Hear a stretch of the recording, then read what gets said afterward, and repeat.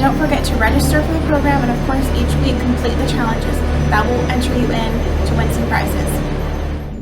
Okay, so let's get started with our summer reading video today. Alright, so our theme is Tales and Tales. This theme is all about animals and stories. Now we're going to be focusing on cryptids this year, and our cryptid is an animal that may or may not exist, but we have no real proof that this animal exists. Now we're going to be talking about mermaids. So what exactly is a mermaid? A mermaid is a mythical creature that lives in the sea. They're often described as having a head and body of a woman or of a man and a fish's tail below their waist. They're referred to as mermaids, mermen, or merpeople. So we're going to get into a little bit of the history. Now, stories of mermaids have existed for thousands of years and span across the world, from coastal settlements from Ireland all the way to deserts in South Africa. Now, the first mermaids appeared on painted caves in the late Paleolithic Stone Age, which is about 30,000 years ago. So a long time ago. Now here is a picture of those cave paintings of mermaids. You can see their tail there. So kind of what we imagine when we think of a mermaid. So some more history. Now, a famous Greek folktale claimed that Alexander the Great's sister transformed into a mermaid when she died in 295 BC, and that she lived in the Aegean Sea. It was said that whenever a ship passed, she would ask sailors, "Is King Alexander alive?" If the sailors said yes, she would let their ship pass. But if they said no, she would conjure a storm and their boat would sink. Now here's just a map there of the Aegean Sea. It contains over 2,000 islands. Alright, so in Irish folklore, they called mermaids merrows. They were often described as beautiful creatures with long green hair. Now the male merrows, on the other hand, they were described as ugly, mean, and that they looked more like a fish and a pig than a human. So not very beautiful compared to the females. Now the word merrow basically translates to sea maid. And it was said that female merrows often would come ashore and marry human fishermen.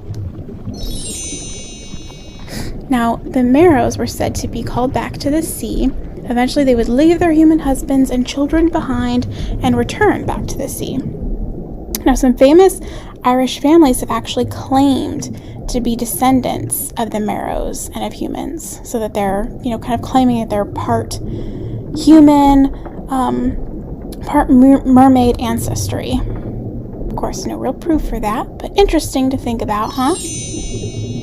Alright, so now this is the Cliffs of Moher in Ireland, also referred to as the Mermaid of Moher. It's said that the fishermen met and fell in love with a mermaid here. Alright, so back to some history. So throughout history, mermaids have been represented as bringing both good fortune and disaster. Now, sailors would spend months, sometimes years, traveling across oceans. Many stories appeared over the centuries from sailors who believed that mermaids could control the weather.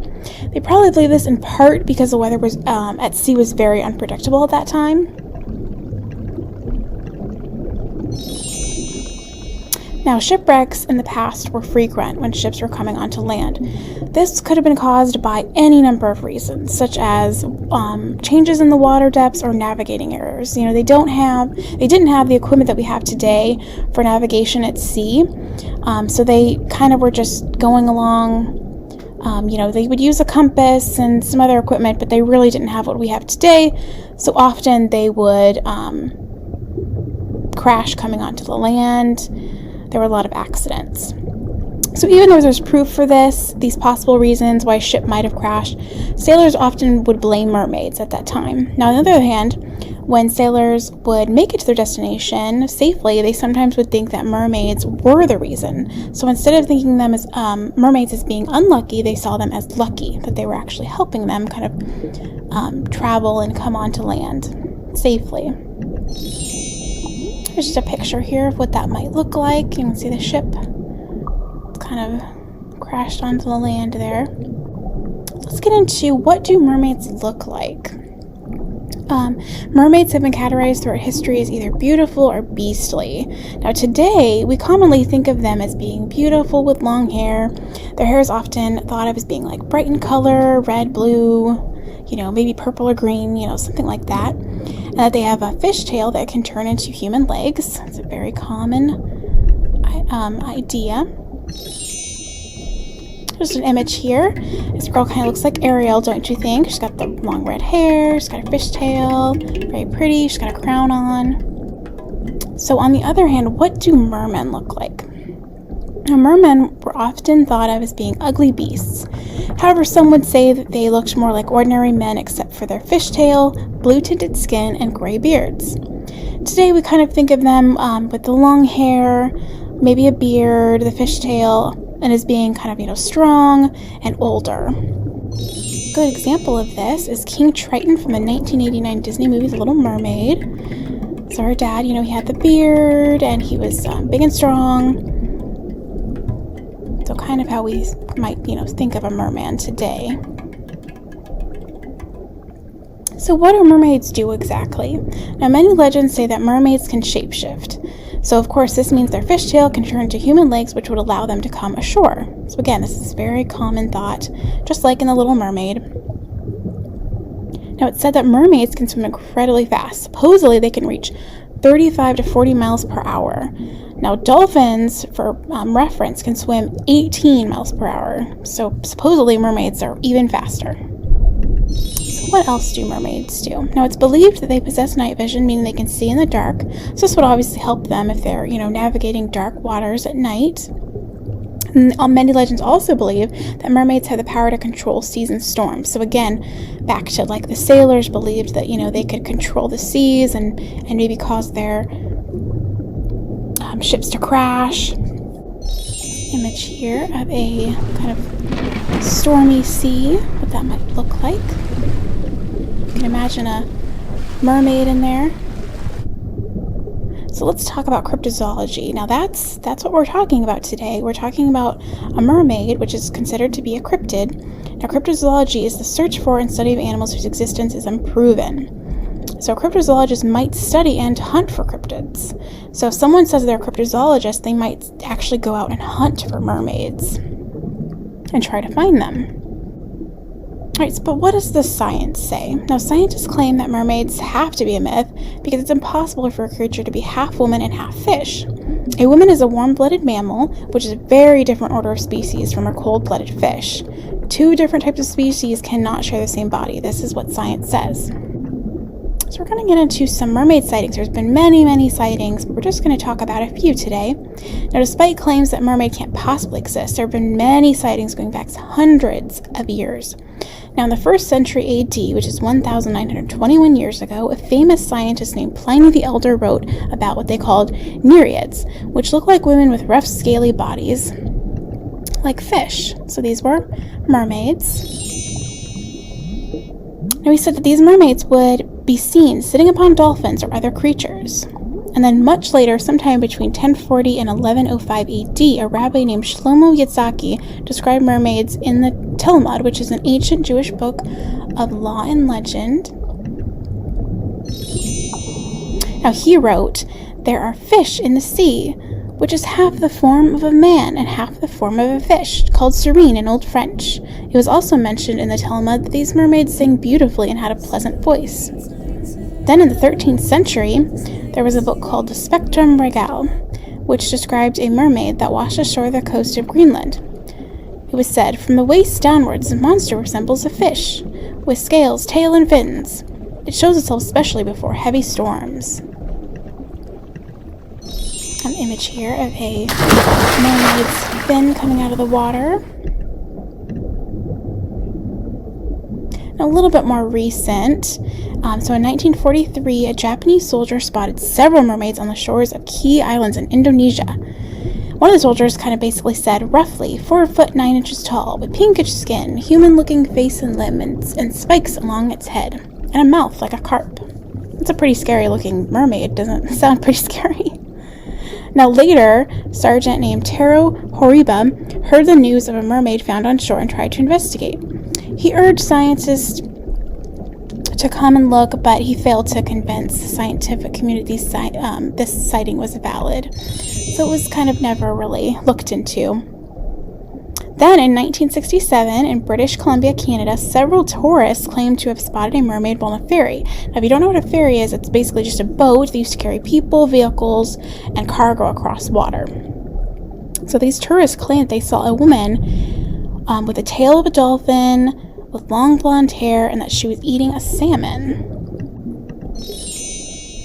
So one of the most famous sightings, this is a lot more recent, this occurred in 2009 in Israel. A man named Shlomo Cohen saw a mermaid near Kiryat Yam and provided this report. He says, "I was with friends when suddenly we saw a woman lying on the sand in a weird way. At first I thought she was just another sunbather, but when we approached she jumped into the water and disappeared. We were all in shock because we saw she had a tail." That'd be pretty shocking, wouldn't it? Alright, so many people are telling us they're sure they've seen a mermaid and that they are all independent of each other. Council spokesman Natty Zimmerman told Sky News, "People say it's half girl, half fish, jumping like a dolphin. It does all kinds of tricks and then disappears." So when this sighting occurred, there was an offer of a $1 million reward if anyone could prove this mermaid existed. Of course, no one came forward with any proof, so this sighting is also just another mystery. We've got a picture there of the supposed mermaid. She's on a rock. But, there's no real proof, so again, it could be a fake photo. We don't know for sure, but it's interesting, to see. So how do scientists explain all of these sightings? Now, scientists claim that mermaid myth comes from sailors who have mistaken different underwater mammals such as sea cows, dugong, or manatees for mermaids. They're so sure of this explanation that scientific name for sea cows is actually Sirenia, and siren in ancient Greek is a word for mermaids. Now, some say the problem with this theory is that sea cows only live in tropical waters. It doesn't explain mermaid sightings in the colder waters of Europe, where no sea cows and where so many of these stories come from. Scientists have explained this by saying that European sailors and fishermen have just mistaken seals for mermaids. Now today, some mermaid sightings can be explained as really just being dolphins or seals. And there's still really no proof that mermaids exist. So as people continue to claim they've seen mermaids, keep in mind the existence of mermaids is still really a mystery. So what do you think? Do you think mermaids could be real? I don't know. It's cool to think about. But again, we've got no proof, so we're going to have to keep searching. Oh, here's my sources here. It's always very important to keep track of your sources and where you've gotten your information.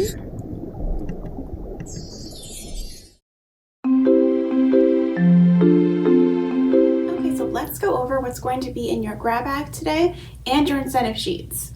So for the grab bag, it'll contain a Build a Mermaid coloring page, which is super fun, a fact sheet that has mermaid facts, and then a cool seashell art print.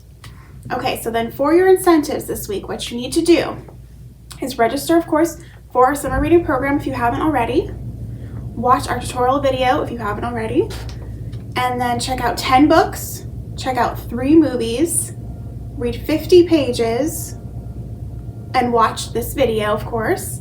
And then also what you can do is watch our guest reader storytime video, which is going to be on Thursday, June 10th. And then on Friday, June 11th, watch our storytime with Miss Jenna. Okay, thanks for joining us today. Join us every week, June 7th through August 6th, for another cryptid adventure. And of course, stop by the library to pick up your grab bag full of either craft supplies or some cool, fun extra prizes.